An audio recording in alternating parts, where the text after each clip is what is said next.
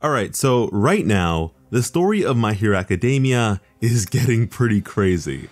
And so in the spirit of crazy, I figure it's the perfect time for us to get into some crazy bold speculation as to what's to come from the escalation of our current story. Now, if it wasn't already implied, with this video we will be addressing some of the more recent developments to come from the My Hero Academia manga, so if you're anime only and want to avoid spoilers, I suggest you step out from here.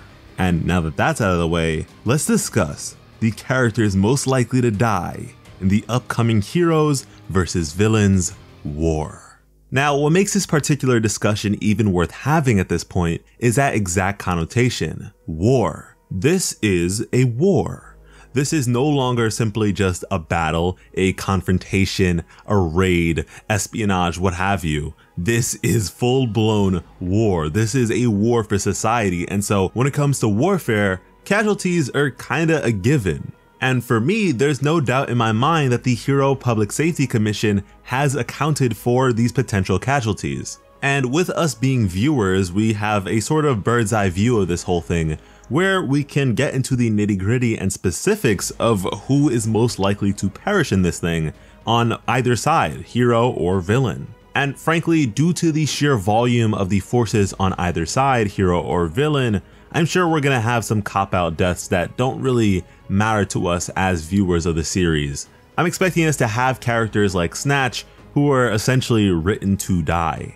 Casualties that I'm sure will be very unfortunate, but don't have that sort of gravity or weight to them simply because they aren't pre-established characters.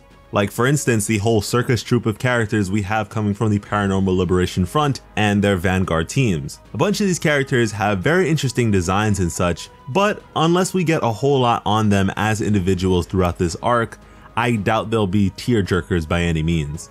And so with that in mind, the loss of any of the characters we'll be covering in this video would most definitely leave a whole lot of people in a puddle of their own tears. So let's get into it. First and foremost, we have the enigmatic wing hero himself, Hawks. Now, this guy, without a shadow of a doubt, is definitely a fan favorite. Although he hasn't even made his anime debut just yet, the amount of cosplays I've seen of this guy and the amount of love I've seen for him on Twitter and such is immaculate. I mean, it's the point where if he were in the anime at the time, I'd imagine his placement in the popularity polls would be very high and potentially even beat out some of the characters that we have in the top 10. But there are a few reasons as to why I believe him to be one of the characters that is more so likely to die. For starters, Horikoshi himself has gone on record to say in an interview that Hawks as a character was literally created with this current situation in mind. He is here to fulfill a designated role in the story, which of course isn't to say that he'd serve no purpose past this point, but that designation is a whole lot more specific than most of the other characters that we have. And honestly, I have a hard time imagining Hawks being any more useful than he has been throughout this whole process. Having so deeply aligned himself with the opposing side, Hawks is arguably in the most precarious predicament amongst our cast of characters. And number 2 hero or not, I don't care how good this guy is, he is not going to be able to handle a whole busload of villains at his throat, especially not the so readily equipped Paranormal Liberation Front. Hawks may very well be one of the most prolific heroes in the series, but let us not forget that he has been described to be a man who goes too fast for his own good. At only 23 years old, he is the current number 2 hero, and with that, the saying of live fast, die young immediately comes to mind. And with all that being said, I kind of find it funny how far the anime and manga discussions are from one another. I mean, with the anime, we have the proper debut of Hawks to celebrate and look forward to. Meanwhile, with the manga, we're here discussing this guy's demise. It's crazy. But after Hawks, we have yet another hero in the form of the former symbol of peace himself, All Might. Now, on this channel, we have actually discussed All Might's mortality on several occasions, and the reason for that mostly stems from the prediction of the late Sir Night-Eye, a vision of the future that denoted All Might's death. Now, Deku managing to become the first person to ever contradict the power of Sir Night-Eye's quirk has certainly made this prediction more of a questionable thing, but to me, one way or another, the threat still remains. Regardless of whether or not the final conclusion will be with his death, All Might will be placed in a predicament where his life will be challenged, and that sort of thing is indisputable. And it'd be one thing if this whole conversation just concluded along with the overhaul arc, but no.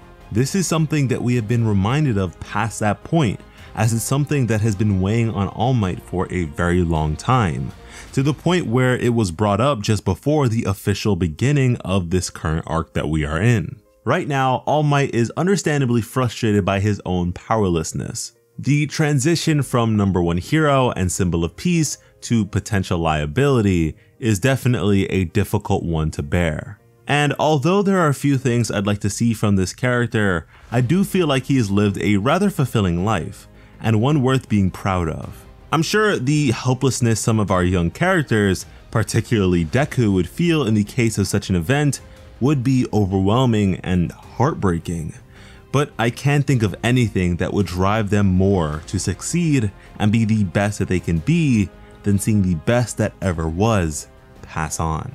And at that, for a character of such stature and numerous accolades, there is no way that he wouldn't go out in glorious fashion. I am certain that if All Might were to die, that it would be one hell of a way to go. But now that we've talked about the end of the road for these valiant heroes, it's about time that we set our sights on a villain. Now, the number of villains we've been made to care about in the story that are still relevant is quite small, but even still, numbers aren't much of a problem when we're talking about Twice. Now, Twice is probably the nicest villain that we have in the story, so to even be talking about his death is pretty rough, but to me, he is the most likely to go. To begin with, his quirk is by far the most dangerous variable at play here. Like Gigantomachia, the High Ends, and Shigaraki are scary, don't get me wrong, but Twice can go on to replicate each of them, and that is terrifying. So something certainly needs to be done about his presence, and that's something Hawks himself has contemplated. But what more specifically made me point to Twice above the rest was his devotion to the rest.